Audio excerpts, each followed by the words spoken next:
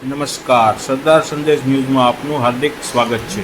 સિહોર નગરપાલિકા દ્વારા થોડા દિવસ પહેલા રાજકોટ રોડ ઉપર આવેલ માધવનગર રહેણાંકી વિસ્તારમાં નોનવેજની દુકાન બંધ કરાવી મળેલ જથ્થાનો નાશ કરી અમુક રકમનો દંડ કરેલ હતો।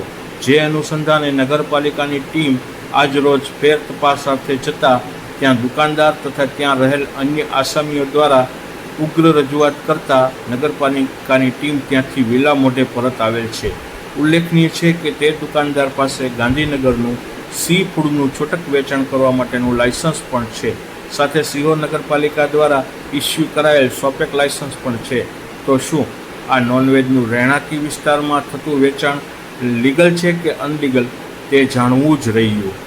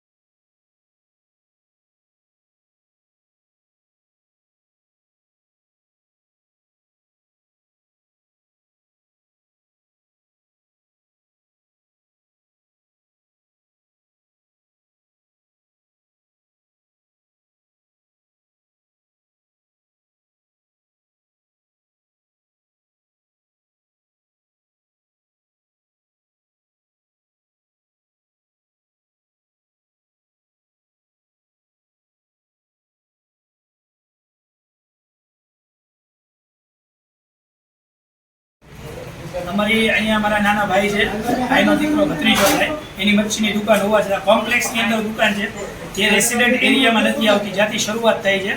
ને આજુબાજુમાં મોટા મોટા વર્કશોપ છે, એની બાજુમાં મોટી હોટલો છે, એની બાજુમાં નોનવેજની દુકાનો છે.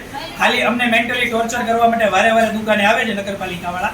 બરાબર છે, અમારી પાસે લાયસન્સ હોવા, મચ્છીનું લાયસન્સ છે, રિટેલ વેચી શકવી છે, કોમર્શિયલ એરિયાનું લાઇટ બિલ ભરવી છે. જ્યાં અમારી કોમ્પ્લેક્સ છે એ કોમર્શિયલ છે, એનું લાઇટ બિલ પણ ભરાય છે. તો પણ વારે વારે આવીને આ લોકો મેમાં અને ડન આવવાની કોશિશ કરે છે અને અમારા ભાઈઓને દબાવે છે.